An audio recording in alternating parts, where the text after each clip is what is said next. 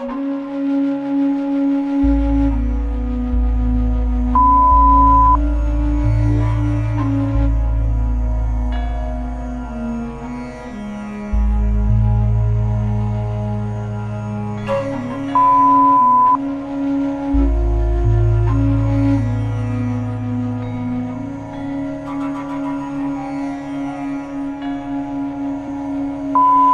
Morning guys. आप लोगों को पता है कि a tiger in the zoo poem के जो फर्स्ट स्टेंजा है, मेनली फर्स्ट स्टेंजा का सेटिंग है इन ए जू। जो सेकंड स्टेंजा है, सेकंड स्टेंजा दिखा रहा है कि इन ए फॉरेस्ट। माने फर्स्ट स्टेंजा में जू में जो टाइगर है उनका बिहेवियर कैसा है, सेकंड स्टेंजा में देखा रहा है कि अगर वो जू में नहीं होता, अपना नेचुरल हैबिटेट में होता, that is in the jungle में होते, तो उनका बिहेवियर कैसा रहता, कौन सही है, इसके बारे में फर्स्ट जो वीडियो बनाए थे उसमें डिस्कशन किए। अब जो थर्ड स्टेंजा है, थर्ड स्टेंजा का भी सेटिंग है फॉरेस्ट का। फोर्थ स्टेंजा और जो फिफ्थ स्टेंजा है ये फिर हम लोगों को लौट के आ रहा है जू में, तो उस जगह में फोर्थ और फिफ्थ में जू के बारे में बता रहा है। तो मेनली आज हम लोग थर्ड, फोर्थ और फिफ्थ स्टेंजा, ये तीनों स्टेंजा के बारे में डिस्कशन करेंगे।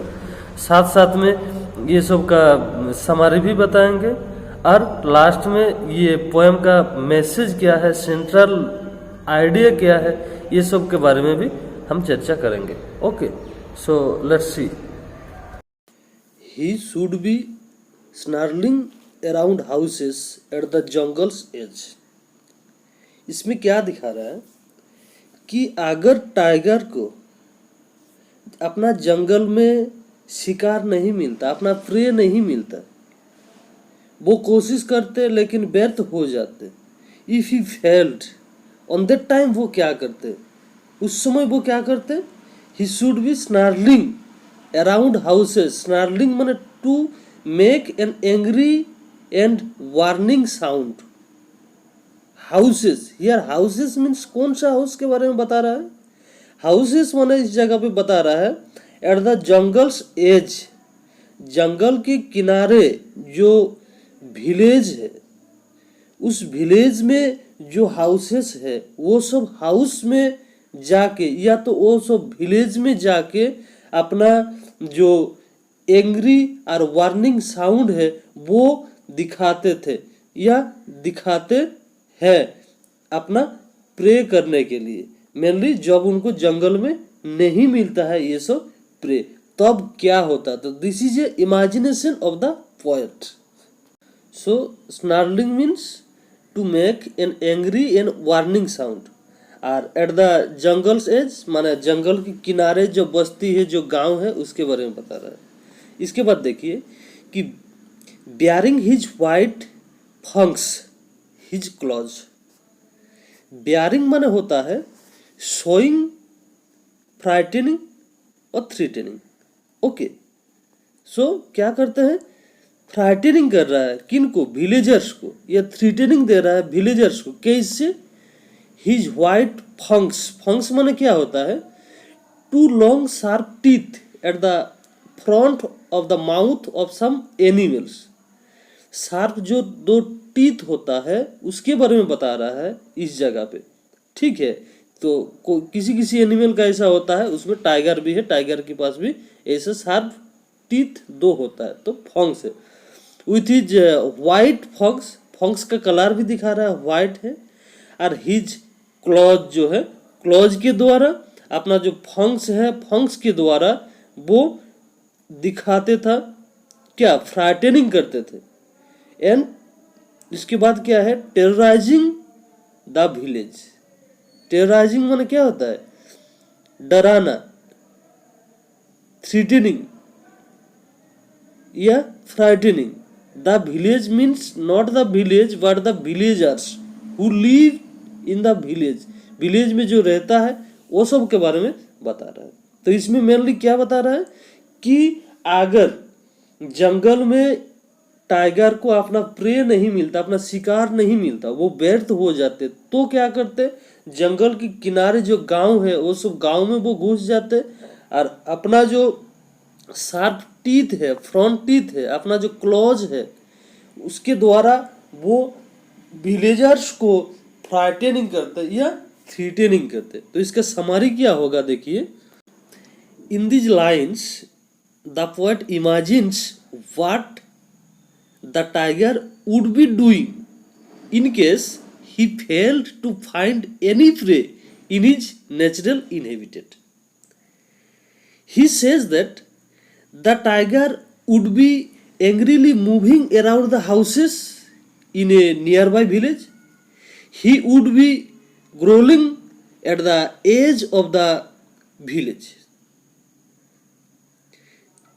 Sorry, not village, at the edge of the jungle, near some village.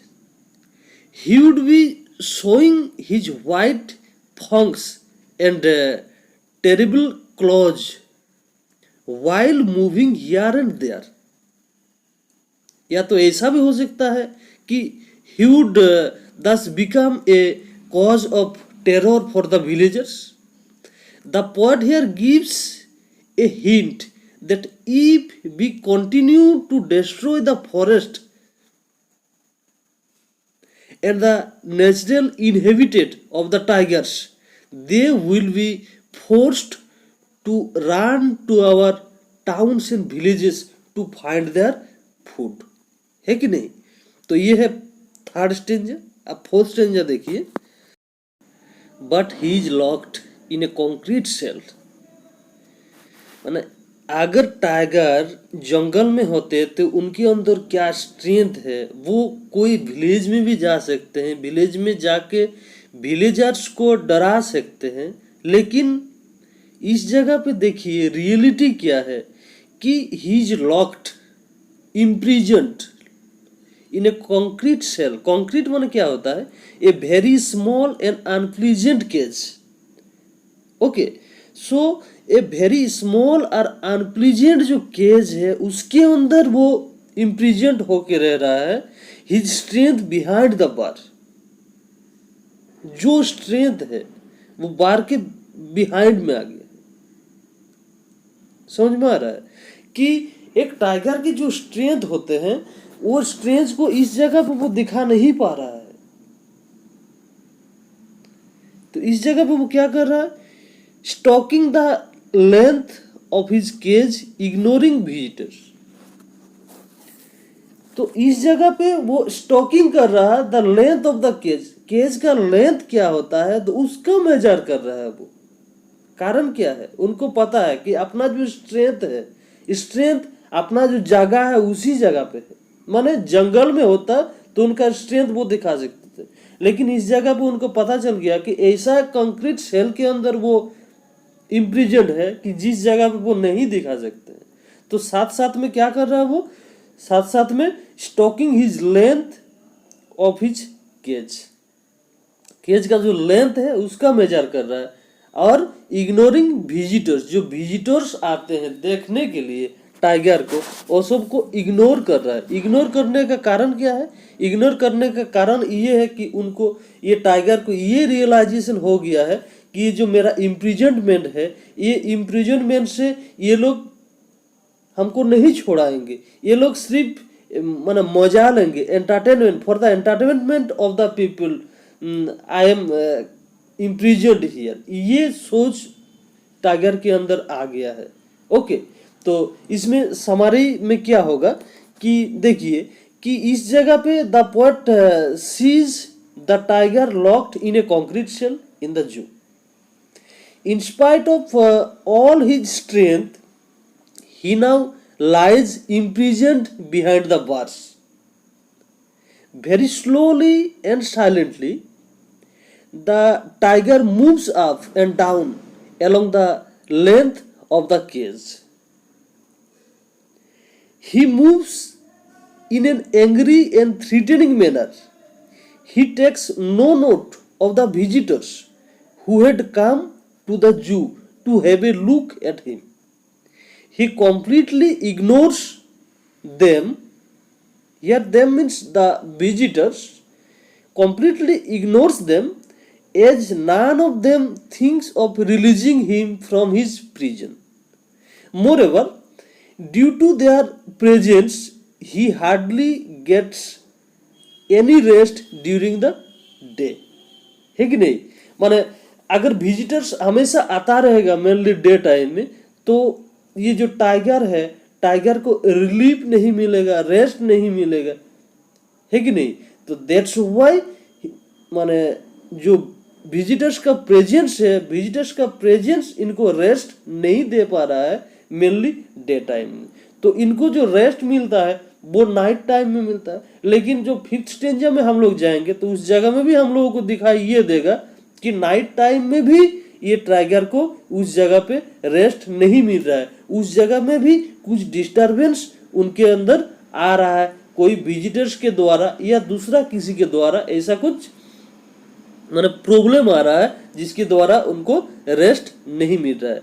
तो मेनली फोर्थ स्टेंजा में यही बता रहा है। Okay, he hears the last voice at night.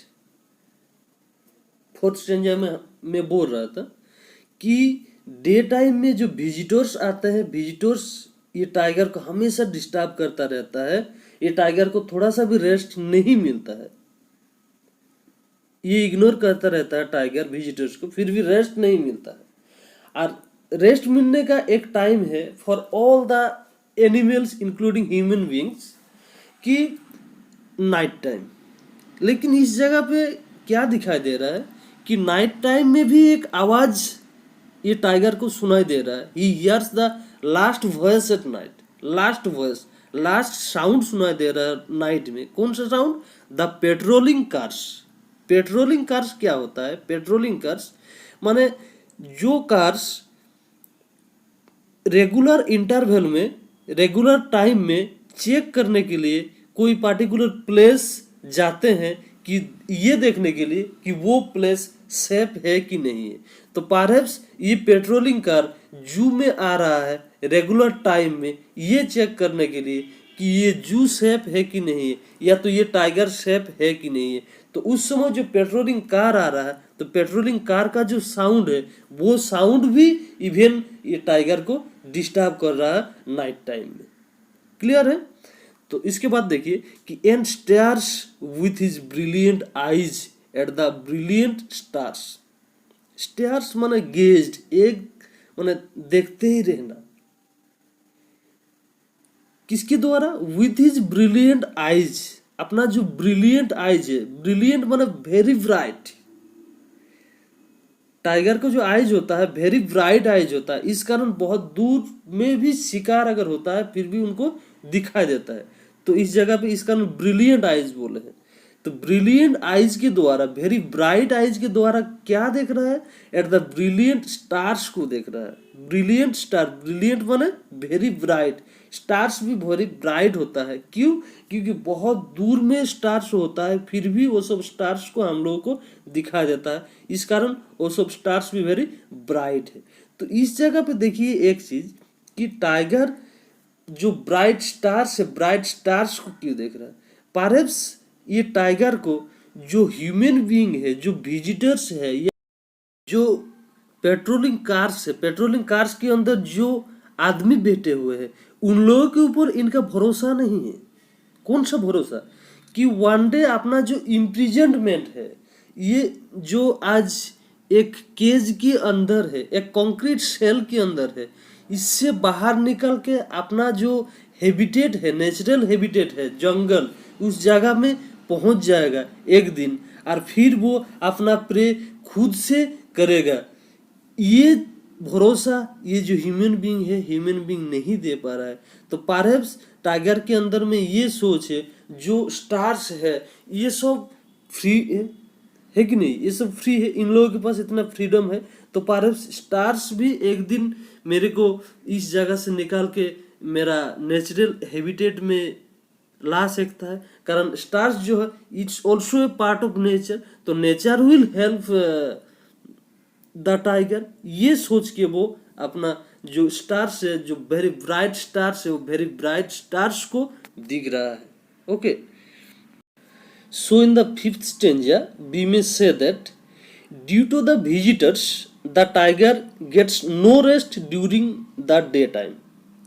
Even at night, he remains disturbed due to the noise that comes from the patrolling cars.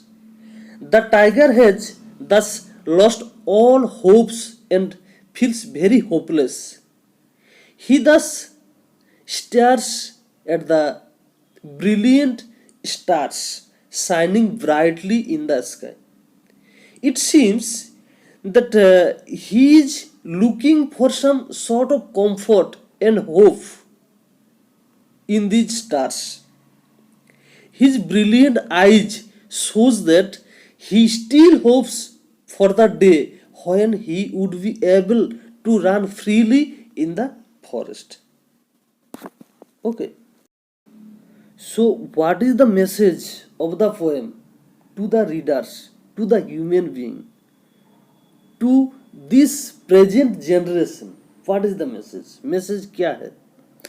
तो the message conveyed by the poem is that just like human, animals also long for freedom and do not like being caged. For instance, the tiger in the poem longs to be in the jungle and he looks longingly at the shining stars in the sky. By looking at the stars, the tiger hopes that the nature will give him justice someday. Another thing, it is gives us a message. The poem gives us a message of the dangers of deforestation and the blessing of forestation. Third message also gives us that all animals will be happy only in their natural inhabitat. Fourth message maybe it gives us, learns us the responsibility of present generation in the preserving of environment and earth. So these are the main messages of the poem. The poet wants to give to his readers through this poem. So let's enjoy the poem. Thanks. Have a nice day. Okay.